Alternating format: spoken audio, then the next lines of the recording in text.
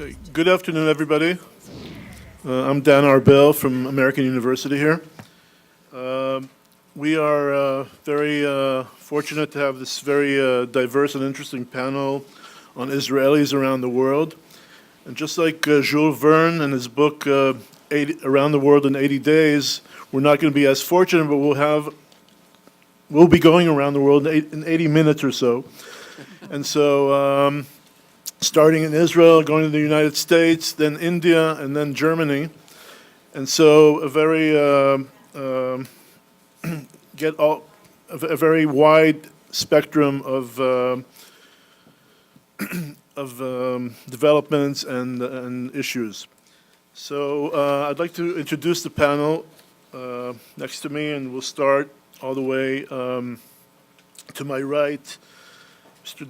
Dan Ben David. He is the founder and president of the independent, nonpartisan Shorish Institution for Socioeconomic Research and a senior faculty member of the Department of Public Policy at Tel Aviv University. To his left, Dr. Erran Carmel, my colleague and friend who teaches information technology here at American University at the school, at the Kogod School of Business. To his left, all the way from India, we're privileged to have our good colleague and friend, Ms. Maina Singh, who is a scholar in residence at American University's School of International Service, where she has taught since 2009. Finally, my colleague and friend, Mr. Dr. Michael Brenner, who is the Seymour and Lillian Abinson Chair in Israel Studies and Director of the AU Center for Israel Studies. So without further ado, and as we don't have that much time, we would like to have everybody speak and at length and also address your questions and comments. Let me start. Dan, the floor is yours.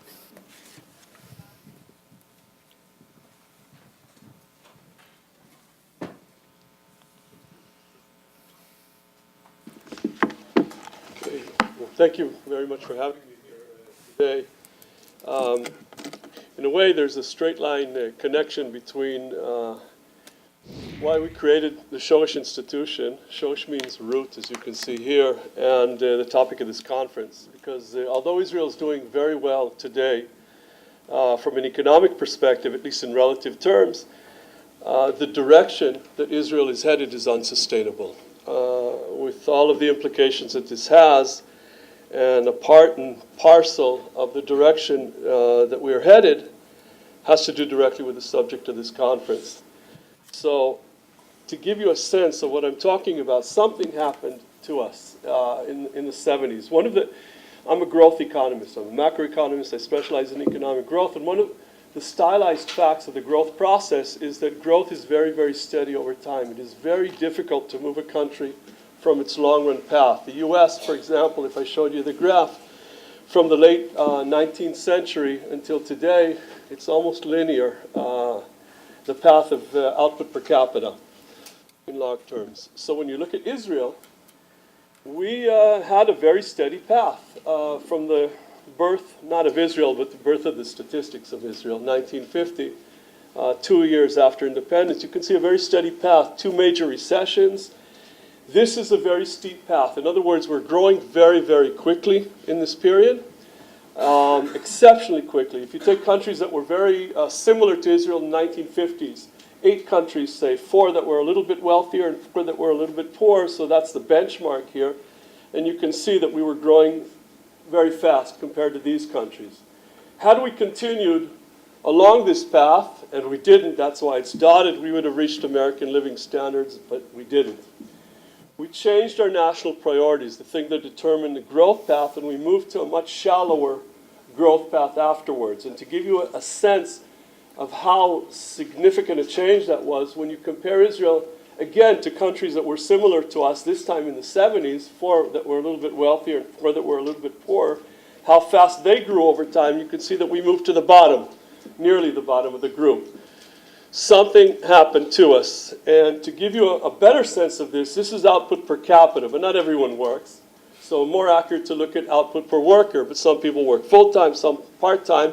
So much more accurate to look at output per hour, which is called labor productivity. And if you look at labor productivity compared to the leading developed world countries, the G7, US, Canada, England, France, Germany, Italy, and Japan, you can see that there was a gap in 1970, but we were closing the gap, and you can kind of guess that from the earlier graph. But look what happened since the mid-1970s. We've been falling further and further behind. The gap between them and us has grown over threefold. And first of all, how could that be? We are the startup nation. We have cutting-edge universities. We have a high-tech sector that's not just cutting edge, it's even moving the envelope in many cases. In the realm of medicine, our physicians, nurses, and so on are at the top of the developed world. So here we are, very first world country. How could it be that not only are we not catching up, we're falling further and further behind? The answer is that there are two Israels in one. There is a startup nation, Israel, but there is this other Israel that's not receiving either the tools or the conditions to work in a modern economy, and that other Israel is huge. Not only is it big, but its share in the total is growing. So it's like this huge weight on our shoulders, and it's pulling everything down more and more for 4 decades. This graph is unsustainable. I mean, this is, we don't have another 40 years of falling further and further behind, because one of the implications of this graph is that people will leave, especially the ones who can leave. Okay, and these are the ones that we need the most. In other words, there are people who will live in Israel no matter what. Money is not an issue, but many have a price. The bigger the gap between what you can get abroad and what you can get in Israel, you're crossing the threshold of more and more Israelis who are going to decide not to remain in the country. And just to give you a sense, we celebrated our 70th anniversary just this year, and what does Newsweek do? It writes the feature article is on the Americans, on the Israelis that moved to America. And there's a reason for it. So let me give you a sense now.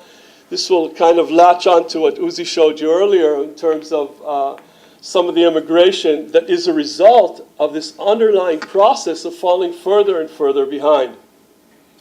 So this is a study done by 2 Hebrew University economists, Eric Gould and Omer Moab. Again, this is from about a decade ago. When they looked at who are the ones who immigrate from Israel, they took people who were in their 30s and 40s. In the mid-90s, where were they in 2004? And you can see that as we move towards the more mobile professions, you can see that you have fairly high rates of immigration. So in a study that I did, again, this is about 10 years ago, so this is a little bit dated, but I'll move to more recent data in a moment. I looked at the professors, and I did the following experiment. I wanted to look at different fields of study. How many Israelis are there, not in general in academia in America, but in the top 40 departments in each of these fields? In the top 40 physics departments, top 40 chemistry, and so on. And to make sure that we're talking about people who are not on sabbatical or leaves of absence, we collected the data ourselves. We made sure that these are only people who are tenured or tenure track, not including emeritus. So these are Israelis. How many are there in the top 40 American departments relative to the total number in the field in Israel? Okay? So in physics, for example, the number of physics professors in the top 40 physics departments in America are 10% of the whole batch in Israel. And you can see all the way down to in economics, in my field, it's 29%. And in areas where the price gap wage gap is even higher, it's a third. Just to give you a sense of what I'm talking about here, 2 of the top departments in Israel, if not the top departments in economics in Israel, are at Hebrew University in Tel Aviv. We used to compete. Who's the best? Not relevant anymore. So few of our graduates have returned that we've combined our departments about 7 or 8 years ago in terms of the graduate school. So if someone wants to do an MA in economics today in Tel Aviv, they have to go to Mount Scopus in Jerusalem and take the courses. Whoever studies there needs to come to us and take courses. Together we have a pretty decent department. So either we lower the quality and then have enough professors, or we do this. So we're kind of the canary in the coal mine in that respect. Moving on, when we look at wage gaps, in terms of people who do not have a high school degree, there are wage gaps between Americans without a high school degree and Israelis. But people who did graduate, for example, have wages that are 22% higher, the gap between American and Israel, relative to the gap between those who didn't finish high school. And as the level of education rises, so does the gap between America and Israel. So this is a gap that lies on top of this gap. The entire country is falling behind. But in the areas that we need the most educated, we are experiencing even bigger gaps over time. So as a result, when we look at the share of people who live abroad, and this is new data. Uzi earlier showed you the way that the Central Bureau of Statistics measures people who left is by who is abroad 1 year. A couple of weeks ago, this is really in terms of weeks, the Central Bureau of Statistics released some new data where they're finally looking at data, at least in terms of emigration, in a more natural way. Whoever was at least 3 years abroad, in other words, people who finished an academic degree between 1980 and 2010, how many of them were abroad from 2013 and on for at least 3 consecutive years? Okay, so this is what this data is looking at. And specifically, for every Israeli that returned to Israel, how many left in terms of the academics? So what you see on this graph is that in 2014, for every academic Israeli who returned to Israel, 2.5 left in 2014. By 2017, we're up to 4.5. Okay, so this is, we talked earlier about the numbers not being very high. These numbers aren't very high either, except that when you narrow it down to a very specific subset of the most highly educated Israel, these are not trivial. Okay, we're talking about some problematic issues here. And to take this one step further, if we talk, some of the earlier panels here talked about immigration to the States. Well, if you look at 2 decades, 1995 to 2005, versus the next decade, 2006 to 2016, the population in Israel rose by 24%. But the number of Israelis who received American citizenship or green cards, it rose by 32%.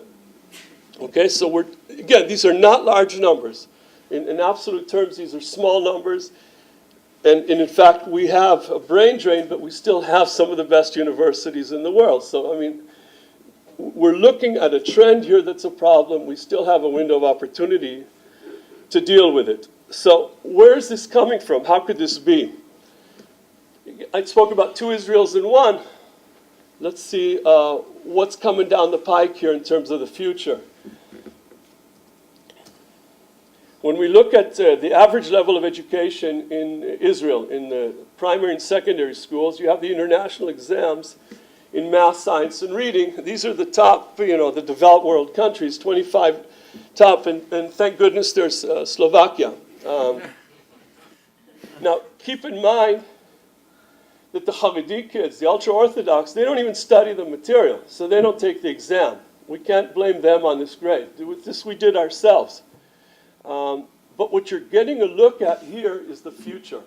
Our future, your future, not here's the US, not doing so well, except that you're like the vacuum cleaner of the Western world. You get the best and brightest to come here. Nobody else has that advantage. We're a small country. We have to trade with all these other countries. We can't import. We can't produce all we need, so we have to import. To import, you need to export. And this is how we are preparing our kids to deal with these other countries. Now, when you break up Israeli society into groups, so the ultra-Orthodox aren't on here because they don't take the exam, all of the remaining Jews, the ones who are not Haredim, aren't such hot shots. They're below most of these countries. And what kind of an education do we give our Arab children? Well, that results in achievement levels that are below many third world countries. In fact, if you compare Israel's Arab-speaking kids, not to the first world, not to the third world, but to predominantly Muslim countries, they look really bad, okay? This is how Israel is now dealing with preparing for the future. It's an irony in a way, because we have some of the best universities. At the top, we're fine, but the funnel here is a disaster. And to give you a sense of how quickly things are developing in Israel, this is the breakup of children in first grade. By the way, if I forget to tell you, all this material we put out, so there are a few booklets there that you're free to take. But everything is downloadable from the website. The whole purpose of what we created, the Shosh Institution, is to wake people up. Because we have a country that we have time to fix it. We're doing well economically, but if we don't get our act together, we lose it. We lose it in about 30, 40 years. The sky won't fall tomorrow, but when it falls, it'll be too late. So this is the breakup of kids in school, first grade, where these kids have achievement levels, on average, below many third world countries. And most of these kids don't even study the material. They alone are almost half the children in first grade. And it's not like the other ones are rocket scientists, because we have a social periphery or a geographic periphery in Israel. So roughly speaking, about half the kids in Israel today are receiving a third world education. They belong to the fastest growing portions of society. So when they grow up, they're only going to be able to support a third world economy. A third world economy will not have the means to keep Israel alive in the most violent neighborhood in the world. And we're looking at an existential issue that we need to get our act together. We need to get our act together quickly. To give you a sense of this, when we look at parents versus children, this is the breakup. So the pie that I showed you is the left bar, and on the left, that's the parents. The 35, 54 is roughly prime working age. And you can see, for example, Haredim. They're only 7.5% of the adults. We don't even see them. But they're almost a fifth of the kids. This is something that's happening under the radar. And it's happening very quickly. In fact, if you go back in time to 1980, Haredim were only 4%, Arabs were 16%, all the rest, Jews are not Haredim. And if you go forward in time, this is the forecast of the Central Bureau of Statistics. If you think about it, if there's anything that should unite all Israelis from the far right to the far left, is that the knowledge that exists in the university's got to reach all the children tomorrow morning. First of all, it's the right thing to do. But even if you don't care if it's the right thing to do, the more educated people are, it affects the demography, it affects fertility. But we're talking right now, will we have the means to maintain a developed world economy? And it's not clear. If you look at, for example, income tax revenue, Israel's more dependent on indirect taxes, sales tax, VAT, and things of that nature than most other countries. Those kind of taxes are considered regressive. They harm the poor more. So the direction that the developed world has gone is direct taxation, income tax. Who pays income tax in Israel? Well, it turns out half the population is so poor, they don't even reach the bottom rung of the income tax ladder. They pay no income tax. Who does pay most of the income tax? The top two income deciles, 20% of the population is footing 92% of the bill, okay? Now, this is getting worse and worse over time. If we go back in time, for example, to the year 2000, this is what it looked like. So, one of the messages here for policymakers is you can raise taxes all you want. You can do that, but you can't force anyone to stay and pay them. So against this backdrop of falling further and further behind in labor productivity, add to that higher and higher taxation as we go over time, and we are going to have an increasing problem keeping our best and brightest in Israel. So my point here is not to depress those who care about all of this, but to make a point. And who better to cite than Abba Eban? We used to have foreign ministers once upon a time, even good ones. And what he said was the following: men and nations behave wisely once they've exhausted all other alternatives. Okay? He knew what he was talking about. This is us, okay? When our backs are to the wall, we tend to do the right thing. So let me give you a sense of when we talk about two Israels in one, what are we talking about? It's probably summarized best in this graph. You take all the countries in the world with data on GDP per capita, living standards, and fertility rates, okay? 173 countries, and you group them by income. So these are the wealthier countries, the higher income countries, 32 high income countries. You can see big gaps between them, but relatively small families, okay? Then you have the middle income countries, and these include, already, by definition, they're below the higher income, and they include some countries with larger families. But, and this is a big but, there's a big place to fall to. And that's where the large majority of countries in the world are. They are very, very poor, and they have huge families in most cases. Now, all the countries fit in very neatly into one of these groups, except one, who hasn't decided where we belong, okay? Now, it's cold outside. I mean, there's a reason why every country, you can't stay out there forever. Just to give you a sense, the U.S., that's way up there. If you draw a line from the U.S. through Israel, you reach Eritrea. We're some kind of a weighted average of the U.S. and Eritrea, okay? That's not sustainable. We have a first world Israel and a third world Israel all in the same country, but one part is growing faster than the other, and it's pulling us down. But we don't have to import the knowledge to bring them up to first world. We just got to open the floodgates and let it flow to all of these population groups. Otherwise, we're sunk. And if we do, these countries have few children. A lot of them are importing a lot of the problems we already have, because who's going to be paying taxes there? Social Security and so on. They're importing unskilled and uneducated people. We have kids. We have lots of kids. This is a good thing in general, okay? Just give them the knowledge, and the sky's the limit. All right? So, finally, and this is an answer to Erran, and you asked about the happiness. How could we be so happy, right? Well, this is a graph, and I'll get to the happy in a second. When we look at the kids who took the exam that I showed you earlier, they're also asked, do you understand the most difficult material in math? This is the percentage in each of the countries that says yes. All right? Now, look who's at the bottom here, Korea and Japan. If you noticed on the previous graph, they actually know the material. We don't even understand that we don't understand the material. Okay? Now, this graph is basically a graph of our DNA. Everything that's really bad about Israel and everything that's really good about Israel in one shot you got here. We're arrogant. We think we know everything. We're completely delusional, Ari, the happiness, okay? Completely delusional. We think we know everything. But here's the good part. We're not afraid of anything. We're not afraid to try. We don't bother to learn from failures. That's a different issue. But we just imagine, I mean, if somebody would have come to Ben Gurion 1 year before independence, 1947, with a feasibility study by economists. That's what we do, right? What would he have seen? I mean, it would be a disaster. Like, get out of there. You have no chance. And look at what they did. Look at the country that they created. Way beyond the founding generation's dreams.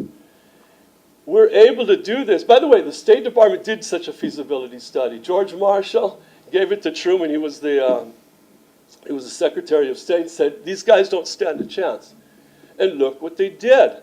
So it's in our hands, basically. And to summarize, you may have heard of this guy. So to quote him, completely out of context, by the way, but doesn't matter. It must be our people's country of choice. If we're going to make it, we're not going to make it by denigrating those who leave. It's got to be a place where our children want to stay, and where our children who left will want to return to. And that means making an Israel that will probably make most of your children proud as well. And that's on us. So again, all of this stuff on the website and so on, you can download and you can get, and there are a few booklets here, but that is kind of what is underlying a lot of these, why Israelis are around here in such great numbers. Thanks. Thank you, Dan. Erran Carmel, please.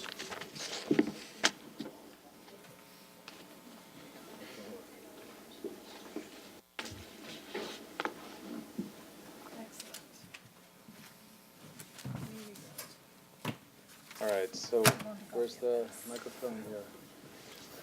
All right, so before he takes away Natalie Portman, so she's a superstar, and the topic of my talk is Israeli superstar professors at American universities. So as I said yesterday, those of you who were here yesterday, this is a very personal, small conference for me.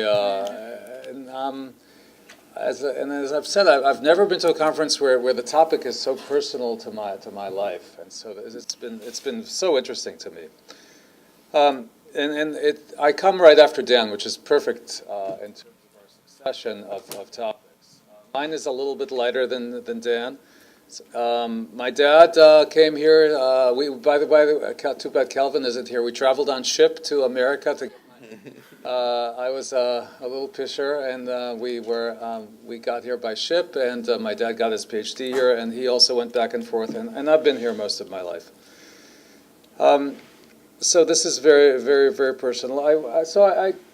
I was well aware of Dan's research, which is very important to the study of the professors, the academics, and so I decided we should look more carefully at some of the segmentation here. And I'm a professor, and a few of us are, but we're not superstars. And I want to look at the superstars. Who is it that, if we use Dan's narrative, Israel is losing? I just want to understand that landscape a little bit more, and that's what I decided to do. But first, I wanted to get a little bit of benchmarks, and this will just take a minute. I want to look at AU, my home. I've been here for many years. How many Israeli professors do we have here? So these are not the superstars. Just some benchmarks, and there's 6 Israeli professors at AU, 5 Koreans. Koreans are a good benchmark for Israelis. It's in terms of the immigration. Also, I heard at some point some years ago that Columbia had a huge number of Israeli professors, so I decided to go to the Columbia website and see if it's actually true. So I spent a little time picking, just like Dan probably did, and I heard that 10% of the faculty were Israelis, which seemed a little bit high to me. So I looked first of all at the accounting department. Nahum Malumad was a friend of mine years ago. He was at the accounting department there. He died a few years ago. When he was there were 5 of 11 were Israelis. In the accounting department, I knew that it had a lot, and now it's down to 4 of 15, so it's about 27%. That's off the charts in terms of Israeli representation in a single discipline in an American institution. And here are some other numbers from Columbia: economics, sociology, and computer science. So it is. It's interesting, I would say.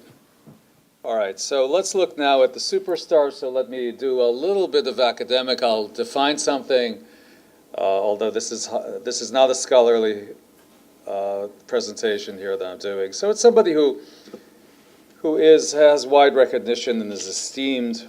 And I want to introduce 17 Israeli professors. That's what I'm going to do. I'm going to just walk through them, and I want us collectively to talk about what we're seeing here. Who are these superstars? So I'll start with 2 behavioral economists, and you should be familiar with at least one of them. This is a Nobel Prize winning. This is Danny Kahneman. He's actually a psychologist by training, and he became a behavioral economist, and he is now emeritus, and he came to the U.S. Late in his career, very influential. Another behavioral economist, also a psychologist, is Dan Ariely. Sorry, let me say it in Americanese from now on, Dan Ariely. And he's at Duke. He's still very, very active. Now, I think, so 2 behavioral economists have really made a profound impact on the field and are very much public intellectuals. And I look at them and I go, why are Israelis particularly strong in behavioral economics? And what I thought of is that Jews are very strong in behavioral economics. Just think of Seinfeld and Woody Allen. There's something in our genes, perhaps, that actually explains this. So I don't know if there's anything academic to that, but some other economists, the discipline of Dan here, Elchanan Helpman is considered one of the greatest Israeli economists. He's now retired. He was at Harvard. He was very active in Israel for many years. Another younger one is Yochai Benkler. He's very well known in this intersection of the internet and entrepreneurship. He's at Harvard. And finally, the last economist, Dan. Dan is an economist. I just want to emphasize that, so he's going to be critical of my list of superstars. Is Ehud Kalai, who also retired in the last few years. He is one of the premier game theorists in economics, one of the important subdisciplines in economics. All right, so let me move from economists to chemists. From Israel, there are two chemists who won the Nobel Prize. There's Ari Warshel, who is at the University of Southern California. And together with him, and notice that last bullet point there, he didn't get tenure in Israel. There was a lot of discussion about that when he won the prize. That's why he left Israel. And then together with him is Michael Levitt, who is originally South African, spent a relatively small part of his life in Israel, an important part, but a relatively small part of his life, and ended up at Stanford and won the Nobel Prize with Warshel. So of the 8 Israeli Nobel Prize winners, in other words, superstars, let me underline the theme of this talk, the superstars who left Israel or are no longer living in Israel. 8 of them, and 3 of them have left, and 5 are in Israel.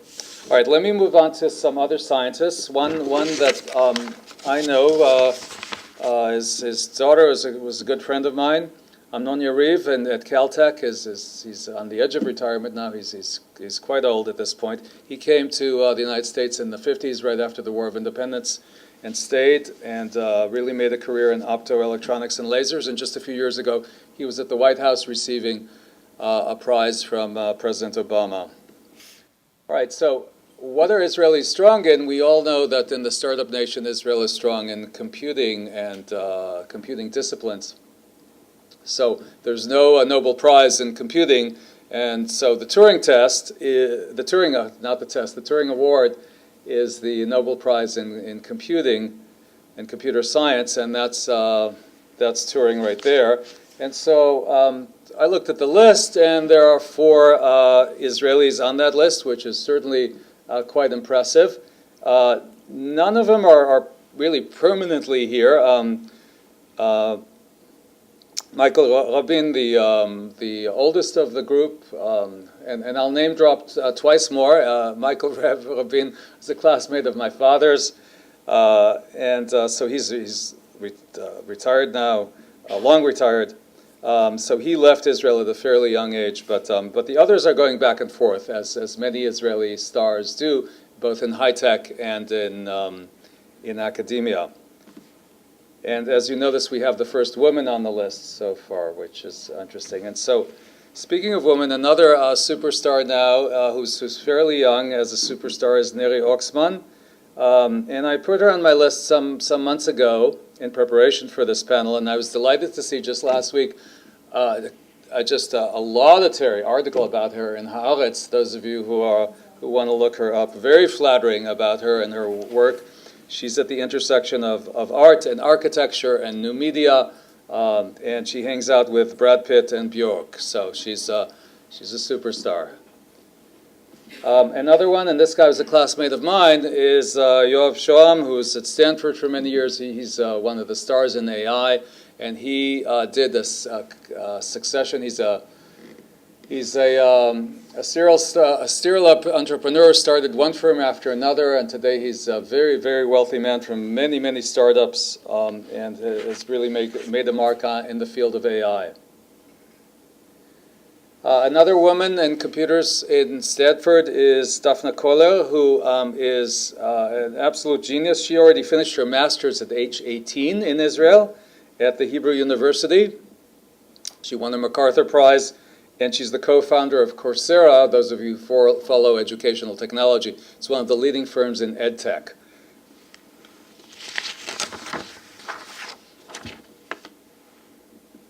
I have 2 more. So now the field of medicine, which I'm a little bit less familiar with. I'm a business professor. We identified 2. Amos Greenbaum at New York Hospital, while Cornell is in fertility, and wrote books with Dr. Ruth, which I found interesting. A public intellectual, a superstar, right? That's what you got to do. And Ari Beldegrun at UCLA, an oncologist, also was involved in the startup in biotech, sold his first firm for $250 million already 20 years ago, and has had a number of firms since then. So that's the picture. I showed you 17 Israeli superstars, and I know those of you who are really following this field, you can think of maybe one or two more, or you might quibble with me, which is fine. I want to hear about that. But really what's important for us here in the university and in this kind of session is to say, okay, so what does this tell me? And so here's what I see here. For many of these, their early degrees were in Israel, and later degrees, PhD, were in the US or Europe. And that's typical for Israeli scholars who are ambitious. There's the movement back and forth, which we've already heard about in terms of Silicon Valley and others here. That's quite typical. In terms of gender, the older generation are all male. Now we're beginning to see female superstars, which is, I think, a good sign. We see certain concentrations of disciplines. This might be a self-selection bias. I don't know. You can argue with me about this. Economics, computer science, and sciences and medicine. The key questions for us to summarize are, does Israel have an unusual problem with talent retention? So if you ask Dan, the answer is unequivocally yes. I'm not sure in terms of the superstars, and I think that we have to ask ourselves, once we begin to segment this market for academics, if Israel is keeping more of them, or if more of them are leaking than other benchmark countries.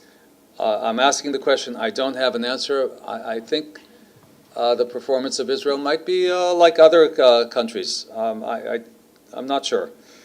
Is it brain drain or is it brain circulation? So you've all heard the term brain drain, but starting about 20 years ago, and I think Annalise Saxenian from Berkeley introduced this term, she talked about brain circulation when she talked about high-tech in Taiwan and the movement of Taiwanese scientists between the United States and Taiwan. And I think that for Israel, we should really, when we're talking about superstar academics and superstar startupists in Silicon Valley that Ronnie talked about before, we should talk about brain circulation, because I think that would be a better and a more important framing for how we see Israel and its movement of talent. Are there specific languages that Israelis become superstars in? I submit to you that it looks like there are. And finally, and I add this, it's not on the bullet points in the chart, Israel has a mandatory retirement age in universities of 67. And Dan can probably speak to this more because he lives in Israel. So if you're a star professor, and you're in your 50s and you're looking kind of into the future and you know about this retirement age that's coming up on the horizon, and you have some opportunities in the United States, you might pick up and leave because you know that there's no retirement age here in universities, and that might be an issue that perhaps you can speak to. Thank you very much. Thank you, Erran. And now I'd like to present Ms. Maina Singh, and I just love the topic of your presentation. From beaches and bazaars to business and Chabad houses, shifting patterns among Israeli travelers to India. Please, Maina.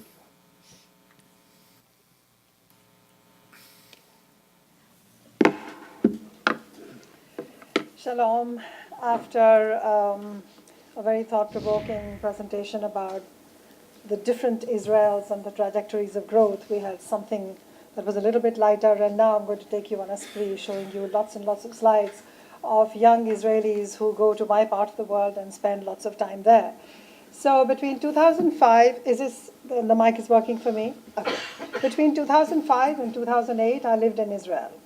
I was offering a course at Tel Aviv University, and on the first day, 80 young people showed up, and I said to myself, I don't think I can teach 80 people in a class. And it turned out they were coming to a class by an Indian professor. Most of them had just been to India for 3 months, 6 months, backpacking across the mountains and beaches and Goa. And they thought this was going to be something of an extension of that. And soon enough, I had to say to them that my course was nothing about yoga and spiritual peace and transcendental meditation and so on and so forth. I was only teaching about comparative feminisms. So I had 20 people left. So that was the beginning. But then it was a very interesting thing. At least 4 of those who stayed back kept speaking about Main Bazaar. And they said, Main Bazaar in Delhi. And I was embarrassed and I was amused because my parents, I'm 3rd generation to be in Delhi. My parents came as refugees from Pakistan. And I said, Main Bazaar, these Israelis know Main Bazaar. I don't know Main Bazaar. This was a mess. Well, at the time, I was doing research on Indian Jews in Israel. So I was caught up on a completely different trajectory of diaspora. So I was looking at Indian Jews who had migrated to Kiryat Shmona, to Beersheba, to Kiryat Bialik, to Lod, to Ramla, and I was visiting all these places, collecting ethnographies from these people. Well, by now, I have also done research in other places where Israelis have gone into my country, in Banali, and so on and so forth. So this was what I was doing at the time. But when I came back to India, I thought I must look for Main Bazaar. So what I do today is I'm presenting work that is still unpublished. This is my previous book, which is Being Indian, Being Israeli. And today I'm speaking about the Israelis who travel and go to India. So these are 3 pictures and they represent 3 very different kinds of people. There is a couple there who is from Chabad. There is a young man who is across the mountains. He just traverses. And then there are the trans parties on the beaches. So those are the 3 images. This paper today is called From Beaches and Bazaars to Business and Chabad Houses. So shifting paradigms. So Israeli travelers, basically the backpacking youth who travel to India and travel through India for several weeks and months, are the subject of this research. So why this focus? Because I think they're a distinct cohort with very interesting behavioral choices, the duration of the time they spend in India, the travel practices they have, and the social behavior in intercultural settings. Finally, I think the size of the numbers that travel is a majority segment of the Israelis who go to India. Thus, it is an apt sociological and anthropological category to analyze. Chaim Noy and Eric Cohen have done some research. They're Israeli sociologists. They have done some research on the backpackers in general, who are a subcategory of youth tourists traveling out of Israel. Some of the terms used for them are drifters, wanderers, travelers, budget travelers, modern nomads, and so on and so forth. So their favorite destinations when they step out of Israel are Central and South America, Asia, India, Thailand, Indonesia. It is estimated that over half of these who travel out after the army do travel to the India, Nepal, Bhutan area. Sociologically, backpacking feeds into a significant social, cultural phenomenon in contemporary Israeli society. It's sort of like a rite of passage between the rigors of military service and their re-entry into Israeli society as adults in the labor market or in higher education. Those are the kids who showed up looking for that Indian professor who was going to talk about yoga. Disappointing. Anyway, since military service is almost normative, the backpacking phenomenon embraces an entire cohort of Jewish Israeli youth. I read an article which said, the title was Out of Israel into the World. And this person called David Yin argues that post-army Israeli backpackers represent a $150 million annual opportunity for the global tourism industry, the equivalent of Haiti's total tourism receipts. So this is to say why they are worth looking at. So I'm presenting a view from the recipient culture. They travel out, but then I'm analyzing what happens to them, how they behave, how they are received, how they are perceived, and so on and so forth. So this ethnographic work is offset by an examination of cross-cultural encounters in an erstwhile colonial space, which is India.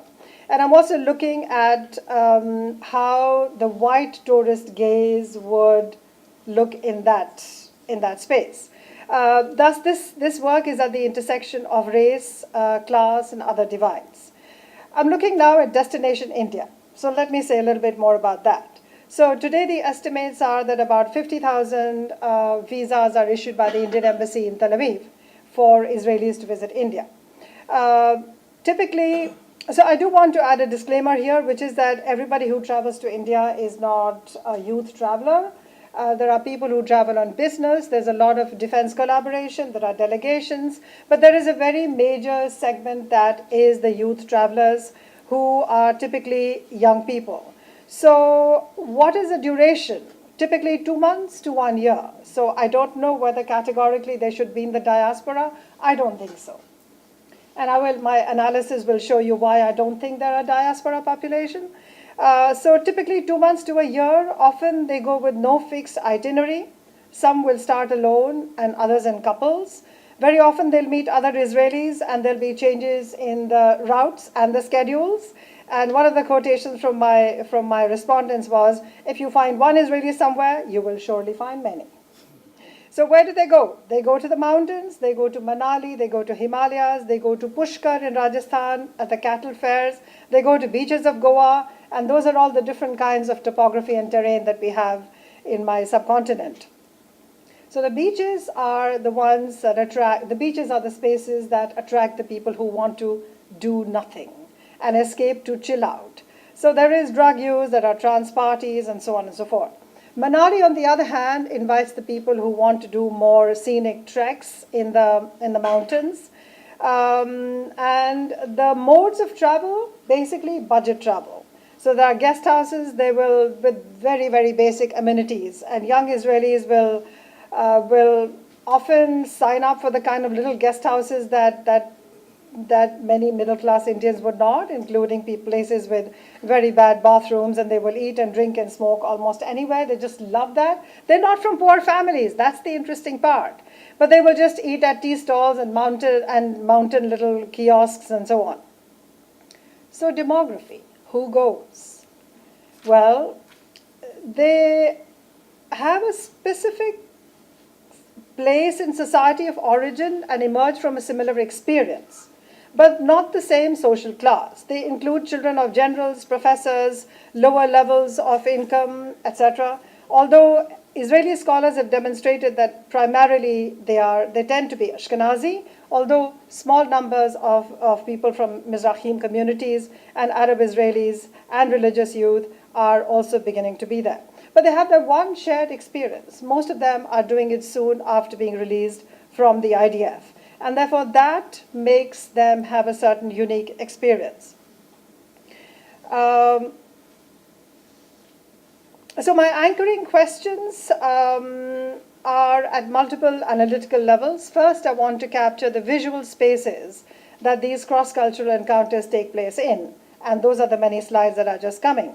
Secondly, I want to capture the social nature of these shared spaces, which I argue are actually not shared because they tend to be in their own enclaves. And then I want to look at the cultural impact. Who is the other they meet when they're there? And finally, I want to step back from the ethnographic space to a more reflexive space to critically assess what these cross-cultural encounters actually mean. So I argue that these interactions are overwhelmingly transactional, limited, and rather segmented, and a rather segmented narrow slice, which today is a little odd given growing relations between India and Israel and the multiple levels at which that bilateral equation is shaping out. So I'm just going to give you a couple of quotations and then lots of slides. So this is Uri. He went to India twice, first at 21 and then at 26. First when he was studying at Hebrew University between July and September, and the second time when he had finished law school and was about to join the workforce. And he said, it's a time for, which in Hebrew means to clear your head or mind. And he used the phrase, lenachot echarosh. Okay.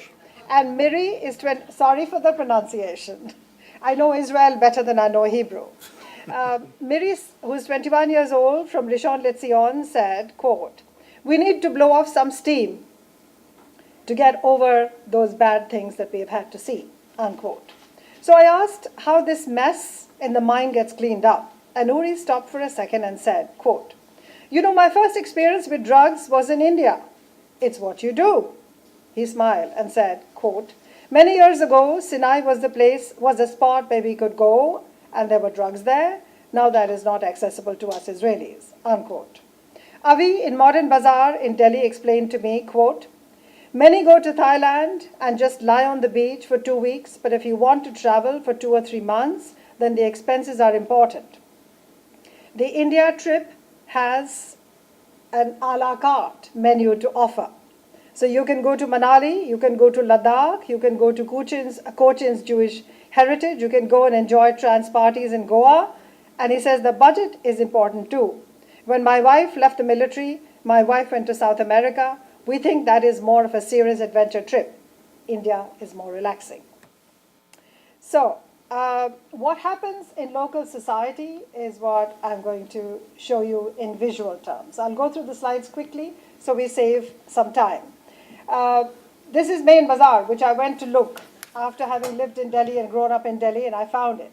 So this is Main Bazaar, and you will see that it's quite congested, and these are the bazaars, the lanes, and then that's where I find the little kiosk with the Hebrew sign.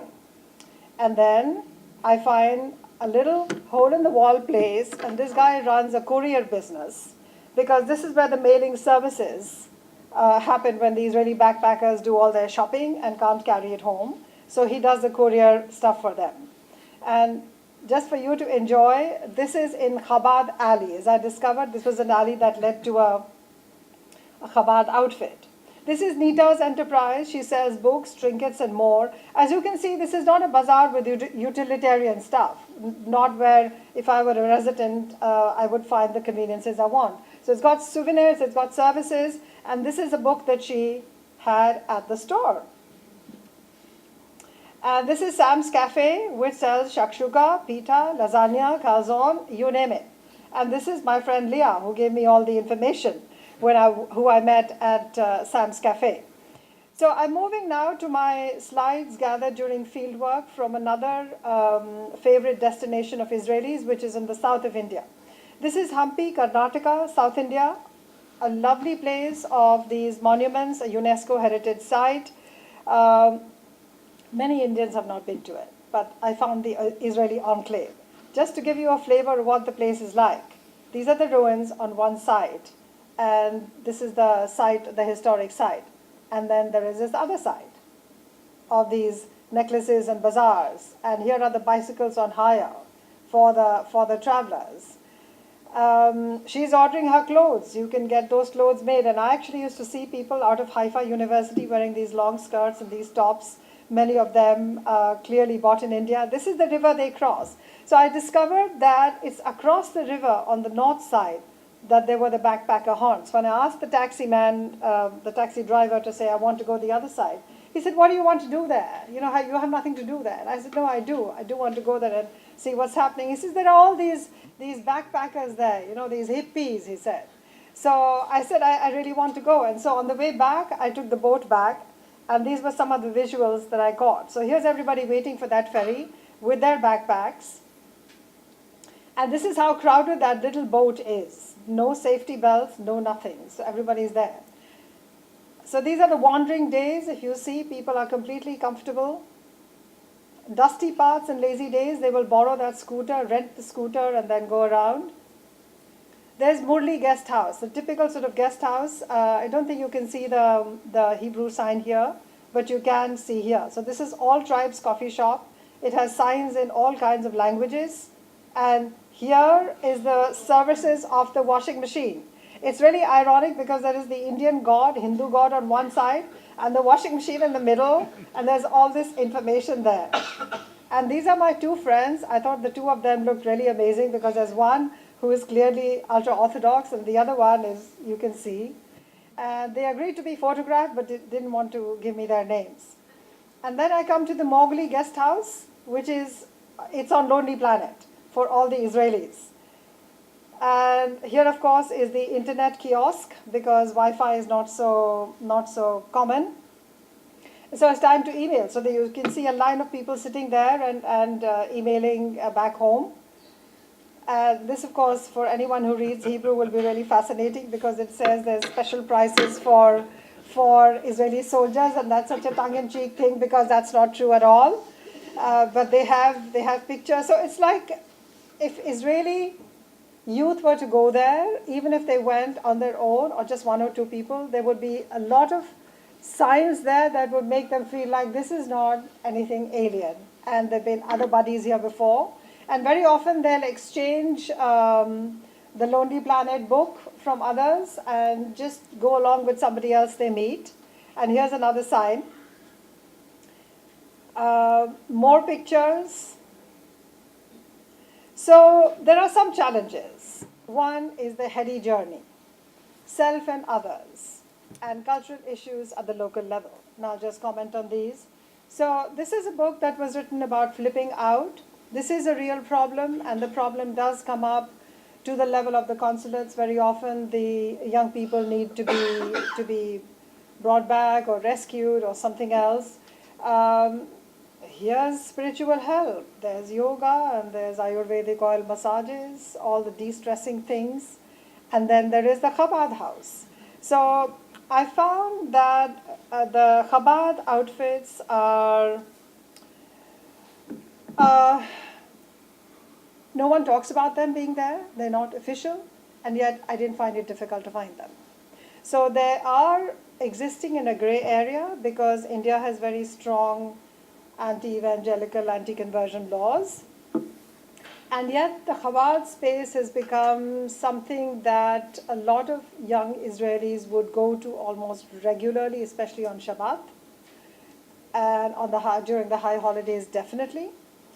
It's ironic that the kids going to the Chabad house are typically mostly from secular families. But that becomes their space to get together, to reconnect, and to have hummus. And this is Meyer, who agreed to be photographed after a little persuasion. He's even smiling. Initially, he didn't want to speak to me. But I arrived on a Friday afternoon, and they were actually doing the stuff for the falafel, and he had this little Nepali cook working for him. These are the signs outside, so it's easy for the young people to find where the Chabad house is. So this one was in Hampi, and here's his wife. Rivka was at that time pregnant and about to go home to Israel to have her baby. And there's a certain colonial comfort in which they lived. Here's their helper, and I thought that space was kind of interesting. They're sitting in this open garden of theirs. That's not the only kind of short-term settling in that's happening.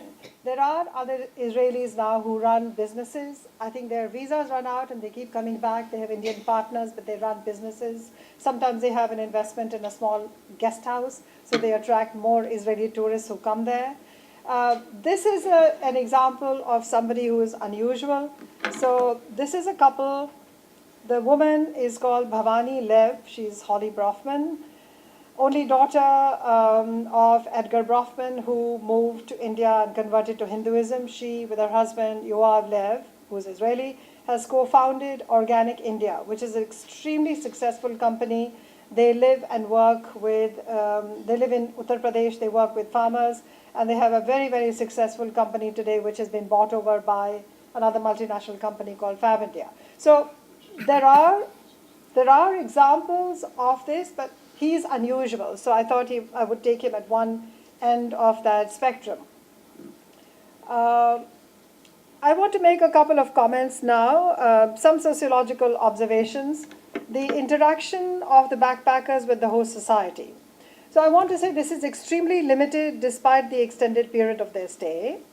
The interaction that they have with Indian Jews is either token at one synagogue in Cochin or one synagogue in Delhi, or nil. So they don't really meet Indian Jews.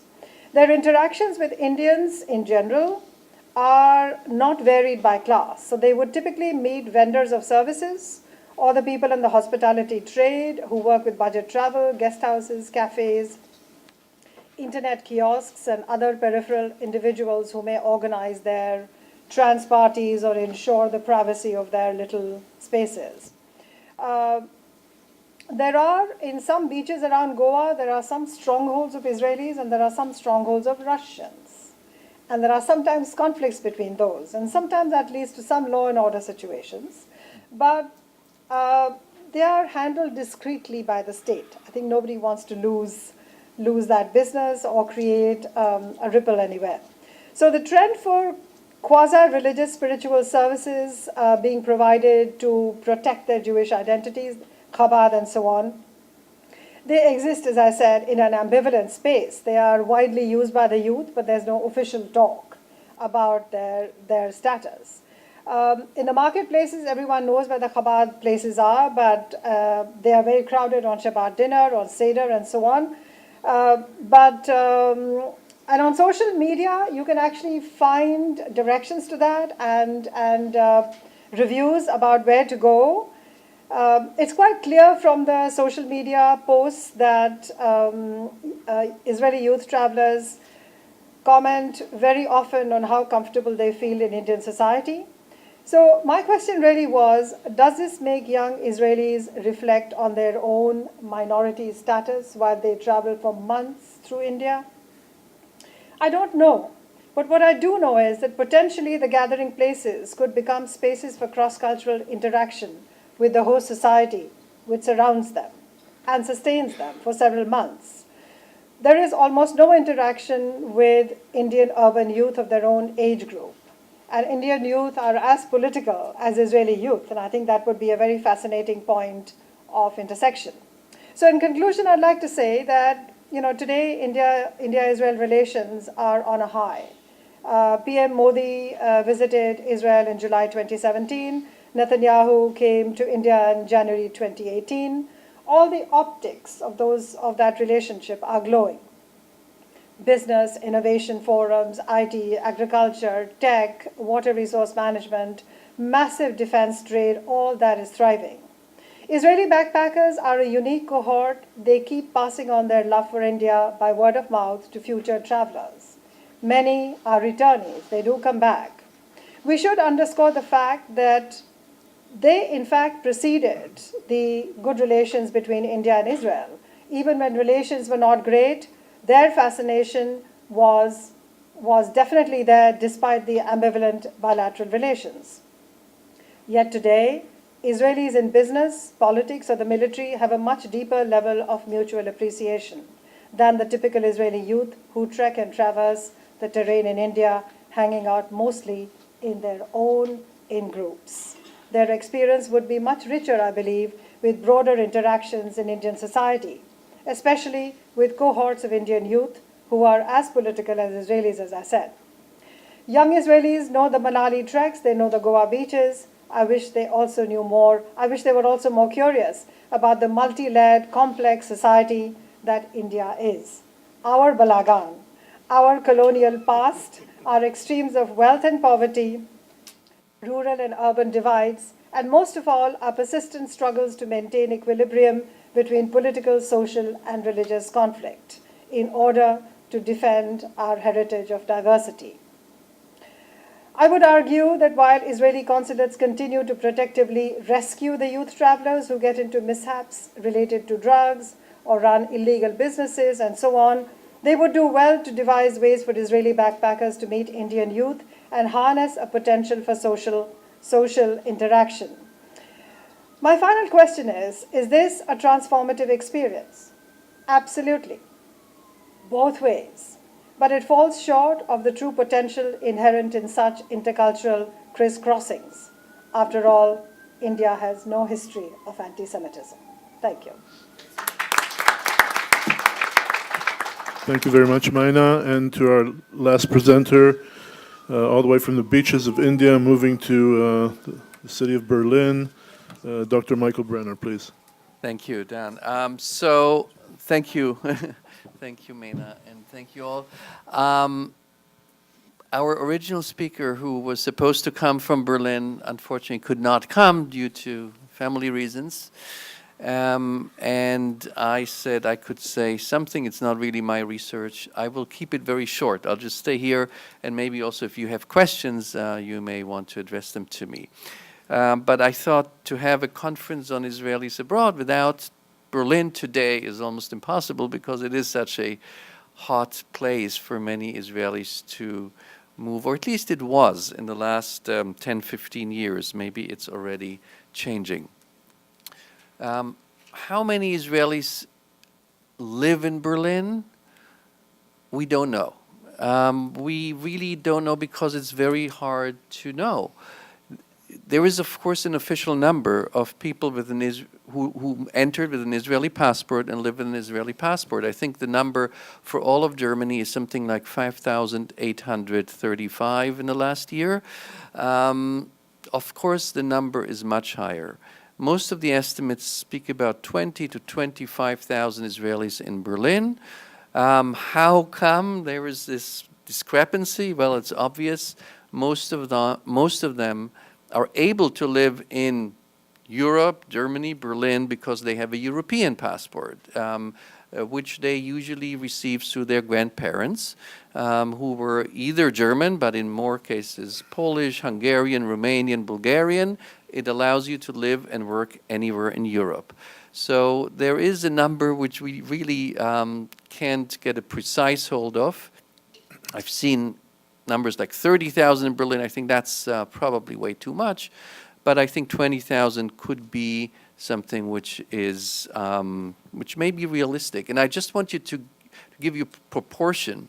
When I grew up in Germany, there were, until before 1989, there were 28,000 Jews in all of Germany, like 0.05% or something of the population. All of West Germany. I think East Germany, the official number of members of Jewish congregations in East Germany in 1989 was 350. No thousand, 350. And about half of them in East Berlin and the others in 5 different communities. So it was a very small community. Of course, it was also a community that wasn't supposed to be there in the eyes of most Jews in the world, including Israel. And we heard today from, I think, Ori, that every Israeli passport in the 1950s had a stamp inside the passport valid for all countries with the exception of Germany. So Germany, of course, was the last place Israel thought Jews would settle, or Israelis would go back. But it already, and we heard this in the morning, of course, already in the 1950s, many, not only German Jews went back, but also East European Jews. For whatever reasons, there were already those who went to Germany because they thought maybe it's also a stepping stone to go on to Israel, to America, or to Brazil, as we heard. But the numbers were much lower. So this is a relatively new phenomenon. Only in the last years we have such a growing community. Of course, there is also a prehistory to that. In 1965, Germany and West Germany and Israel established diplomatic relations. And since then, it's, I would say, pretty much of a success story. German-Israeli relations, probably after the United States, since certainly the 1970s and 80s, Germany has been the most, in terms of trade, in terms of political relations, but also in terms of tourism. For many years, Germany has been number 2 after the United States, with a almost non-existing Jewish community, which is also interesting. Many young Germans went to kibbutz. It was more of this way, Germans going to Israel before Israelis came to Germany. So why did this, or how did this change in the 2000s? I think it has to do both with Germany and with Israel. So we heard a lot about the push factors, why some Israelis leave Israel. What are the pull factors? And now I'm really concentrating on Berlin because, of course, there are Israelis in Munich and in Frankfurt and in Hamburg, but Berlin is the place where most come to. First of all, Berlin is a affordable city, which is very rare in the Western world for an attractive city. You can get by in Berlin with very little money. You can't, by the way, in Munich or Hamburg, but in Berlin you can. Housing is quite cheap. It's not very often not very luxurious, but it's quite cheap. Certainly much less expensive than comparable places in Tel Aviv or Jerusalem, not to speak about London or Paris or Washington, New York. So that's certainly one factor, but also Berlin, since reunification in the early 1989, 1990, Berlin has a lot to offer. It's a very diverse city, certainly much more than any other German city. It's a city which has because of the low prices of living compared to other capitals in the West, the art scene is flourishing. So many of, it's interesting to compare the different demographics. We talked about them before. I don't think probably most of the academic superstars would not go there.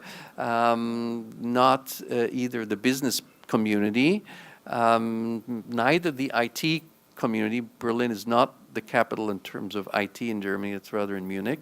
But it is really, many of them are connected somehow to the art scene. A lot of them are connected to the also LBTG scene. So we have also a lot of communities where they feel very close in many ways to Tel Aviv. And another factor, of course, is it's close. We're not talking about Los Angeles, not even New York, or not even London. It's less than a 4-hour flight to Berlin. And I know of a lot of people who actually kind of commute, who go back and forth all the time, at least once a month. And they say, when you ask them, well, I live in Berlin on the Yarkon, or on in Tel Aviv on the Spree, which is the river in Berlin. So it's kind of a living in two worlds. And I was wondering before, when we talked about the terms of sojourner versus settler, what are these Israelis in Berlin? I don't know. There's something in between, because many of them have lived there for years now. But they might move on, and I think they also might move on to other places, not necessarily back, although you do have a movement back to Tel Aviv or other places in Israel, but also to other places in Europe. If Berlin, for example, it's already becoming more expensive, and some of them, I think if the political developments would have been different, it seemed some wanted to move on to places like Warsaw and Budapest, where it's cheaper to live, but the political circumstances aren't that great. So these are some of the just outliers of this community in Berlin, where you have Tel Aviv-style beach parties, and you have a Hebrew library. Actually, we invited the person who runs the Hebrew library. Unfortunately, she couldn't come. You have preschools for Hebrew-speaking children. You have websites and magazines in Hebrew in Berlin. And it's an interesting development. I don't know exactly if it's a long-term development. It's a development which might already be, we might have seen already the high point of it. So just with these thoughts, I think I would add a little bit to this other Israeli community. Oh, and one last thought, of course, besides the fact that it's kind of a cool city, diverse city, and inexpensive city, there is, of course, sometimes also the special taste of the forbidden fruit. Not so much maybe in this generation, but it still is there, of course. Of all diasporas, Germany is a very special diaspora after all, even 70 years or more than 70 years after the Holocaust. For many Israelis to go to Berlin and live there is something which is very different than to go to London or Paris or New York. Thank you. Thank you, Michael. And so we do have some time for Q&A and comments. I do want to take my prerogative as the moderator just to go back to Dan Ben David as following Erran's presentation. in your presentation, if you could address that issue of brain drain versus brain circulation, and also if you could, you pointed out to the great challenges ahead in terms of education and the economic situation in Israel, and what is the government, if at all, is doing about that, or how's anybody treating this issue? Please. Okay, well, in terms of the extent, this is something that connects with Erran's talk. In the study that I did, again, this is a decade ago, and it was based on earlier data, so this is not new data, but it still gives you a sense of the extent of the Israeli academics in the States. This is the basis on OECD data, but in general, the number of European professors in America, I looked at the top 40, but this is in general. The number of European professors in America as a share of the total back home is between 1% and 4%. 1% in Spain, 4% in Holland. The next level is Canada, 12%. The number of Canadians teaching in America is 12% of the entire university staff in Canada, but it's more of a two-way street. Israel is 25%. I mean, the number of Israeli professors in America is 25% of the entire university. And this was 14, 15 years ago.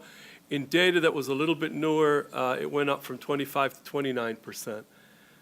So it is unique. There is something completely different, off the charts, about Israel. What is the Israeli government doing about it? Well, I would say, you know, we're a very fractionalized government. The largest party never gets more than a quarter of the Knesset, right? So I would say that it's very much akin to basically arguing about the placement of chairs on the deck of the Titanic. That's what we do all day. We argue about who gets to sit where and how to improve their position. We don't notice that iceberg ahead, and that's why we created this, to wake people up. There is an iceberg, and we need to deal with it, and we can deal with it. But as long as we keep bickering about the deck chairs, it is what it is. Thank you. I'd like to open up the floor for questions and from the audience. So please, Uzi.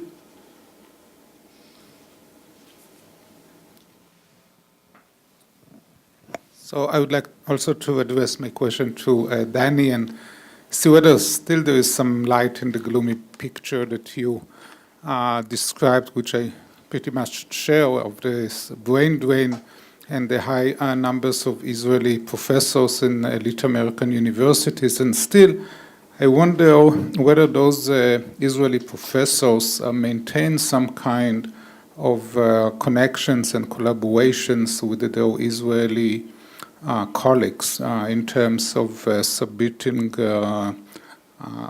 grants, writing joint papers, enabling Israeli PhD students to come to those elite universities and obtain or acquire their degree.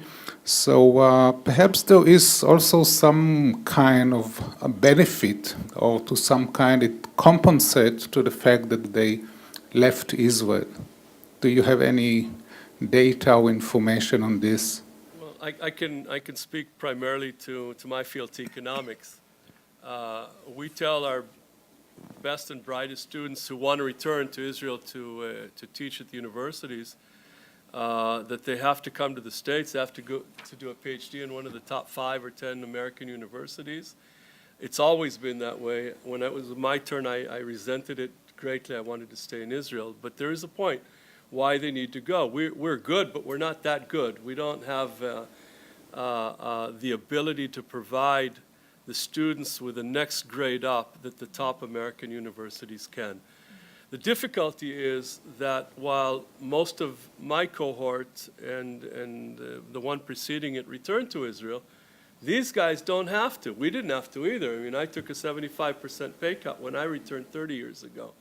These guys are not returning. Most of them are not, the economists. By the way, the rector of your university, Hebrew University, the provost, in the Newsweek article that I cited, he spoke about the fact that of the ones that you guys send abroad, this is a cross field, only 20% return to Israel, of the ones who go to do PhDs in the States. So this is apparently a much more severe problem than just for the economists. Do we work with them? Yes. In some cases, in the case of the economists, there are a few that maintain dual positions. So that you mentioned Elchanan earlier. There was a period where he was in Harvard and Tel Aviv. We have people that have positions in the state. They spend a semester here and then the rest in Israel. I tried that for a while, and at some point my wife said, just buy a one-way ticket and don't bother returning. So it's not a success story for all of us. And indeed, we do work. There is a lot of collaboration. However, again, I gave the example of we still need people in Israel. And the fact that so few have returned means that we had to combine the two econ departments in your university and mine in terms of the graduate program. Again, it's not the common, it's not happening elsewhere. To fix it, well, you may have seen in the graph that I showed you, the areas where you have the highest emigration out of Israel are the areas that have the biggest wage gaps. And the reason they have the biggest wage gaps are because American universities have to compete with the private sector. And the private sector here pays a lot to computer scientists, a little bit less to economists, but still a lot more. And so to compete, salaries here are much higher in some fields than in others. In Israel, we have some remnants of the Bolshevik Revolution, where we pay everyone the same. So the gaps are much bigger in some of the areas, and therefore you have a greater difficulty in some of the areas which, again, we need to compete with the private sector. We lose a lot of these guys. Until recently, the primary reason in the study that I did, again, about 10 years ago, for Israelis to leave academia in Israel had nothing to do with salaries. It was primarily we filled up the universities, and we didn't build new ones. The population, by 1970, we had 7 research universities. The number of research faculty per capita basically reached American levels. This is what our parents did. Well, they had no money, but they built universities. We are much wealthier. The population's more than doubled. But we haven't built another Technion or Hebrew University or Tel Aviv or Weizmann. And we just filled them up with all the young guys of the 60s and 70s who are now reaching retirement age. So actually a lot of the positions have begun to open up in Israel. So a lot of the reasons for many of these people not returning no longer exist, at least for a window of opportunity until we fill up the positions again. But that speaks about us, about how we treat our generation, higher education at these levels. In fact, even in Hebrew, Tel Aviv, and Technion, we have 20% less faculty today than in the mid-'70s. So not only do we not have another university of that level, we have less faculty, because it's not on our priority, going back to what the government does in Israel. Okay, thank you. Let's group a few questions together because we still have time, so please.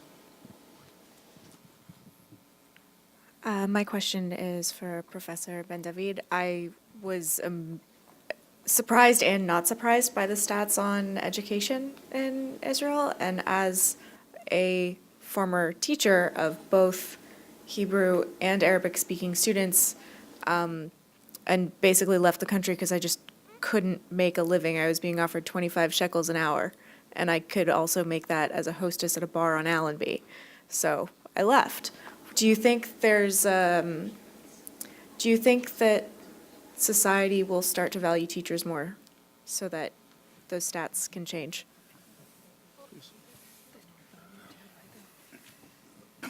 Tom Timberg. This is again a question for Mr. Professor Ben-David. Can everybody hear me? Okay. I was wondering about one important institution which has become much more important since 1970, which is the Israeli Army's technical training in computer sciences and so forth, and the extent to which that is, in the one case, made a difference in terms of education, and to the other extent it might. And the other somewhat related thing is I'm conscious of some efforts by tech firms to do training, especially in the Arab and Haredi sector, essentially from the selfish point of view of increasing their potential labor force. Do you see either of these as, they're obviously not panaceas, but as possible significant positive forces? One, yeah, over there. Okay. Yeah, two questions. One for Don. Just following up what you just said, I was wondering about your input regarding the mushrooming of colleges in Israel in the last 15, 20 years, and how does that match up with what you're arguing? And to Michael, do you know maybe more like official characteristics of Israelis in Berlin beyond the stereotypical arts-related, LGBTQ-related stereotypes about this community, like in terms of how many of them actually have EU passports, this kind of stuff? Okay, please, Dan. Okay, teachers. Well, we actually had it right about 12 years ago, when the information, we lived in dreamland thinking that we always had the best education system in the world until we started publishing some of this data. And the government appointed a commission that was headed by a high-tech guy by the name of Shlomo Dovrat. And they had a lot of leading people from either the high-tech sector, from others, and they recommended sweeping reforms on how, what does a core curriculum need to include, how the schools are run, how do we choose teachers, train teachers, compensate teachers, and how the entire system is run. And they sat on this for a year. The government appointed them, the government approved them, and that was the end of it. Because Israel being Israel, this was Sharon's government. He also wanted to get out of Gaza. And we were deeply divided. Some of the country thought it was the end of the country if we leave Gaza. Some thought it was the end of the country if we don't leave Gaza. So how do you do it if you don't have the votes? There are always votes for sale in Israel, and the Haredim are the ones that you can buy them from. Because as long as you keep them out of anything that has to do with their schools and any reform, you can get whatever you need. You basically mortgage our future for that, and that's what they did, and that was the end of education reform in Israel. It's never been revisited since. So we know what to do, we just need to do it. As far as the technical training in the Army, has it made a difference? It has, but here too, this was primarily due to the foresight of our parents' generation that actually built the universities that prepared a generation for when the high-tech revolution came around and was able to take advantage of it. And you can see, in fact, like in the States, Silicon Valley is around Stanford. You have Route 128 beside Harvard and MIT. So close to the Technion and close to Weizmann, you have these parks of high-tech and biotech and so on. And so the guys in the Army, while they're young and they get this technical training, and I'm the father of three actually that went through that route as well, still the people that head the units receive the training. There are no shortcuts in life. Okay, some people had the training and they allocated the responsibilities in a way that you had 18-year-olds doing the things that are out of this world, but still somebody knew what they were doing and they studied it somewhere that was serious, and that underlies it. As far as the tech firms in the Arab sector and so on, what I didn't have time to go into, there is an undercurrent in Israel that is actually very favorable. Okay, when I gave the Arab-speaking children and their average grade, it covered over a fact that they're not all, it's not monolithic, okay? You have the Christian schools, which are actually very good. I mean, they're not good because our schools are not good, but they're better than the Muslim schools. And what you have is this irony that many of the Muslims in Israel are becoming more religious, more fundamentalist, but there's a growing middle class, and they're sending their kids to the Christian schools with crosses all over the place, or to the private schools, by the way, it costs them a fortune, or to Jewish schools in the mixed cities, Haifa or Jaffa and so on. So there is this development going on underneath because we're not giving them good schools, which we should be giving, so they're finding a way to do it. And it's a good thing. Among the Haredim also, the fact, again, it's unrelated and it's related. The government in the Intifada, huge recession, to save basically the situation where our backs are to the wall, they had to slash the government budget. Among other things, they slashed welfare. This forced a lot of Haredim to start working for the first time. And a growing realization among more and more Haredim that their children have to study a core curriculum, okay? And you have, it's budding, and also this thing is basically allowing a lot of the younger Haredim access to the outside world that their parents and rabbis had managed to prevent for decades. So they have two phones. One is the kosher phone, which is the wrong term to use, but it's basically like communist China in a democracy. It limits their access to all kinds of websites. But then the younger guys have an additional phone, so when they're alone or with friends, they can go anywhere, and then they can see reality shows and all the other important things. But the point is that they're opening up. And there is a process taking place, but it's a race against time, because this is something we should have done 30 years ago when the Russians came, and they bought us several decades, basically. And now, until they catch up, we don't have that time. They've been born. You saw the demographics here. We have a problem in that case. And last question about the colleges.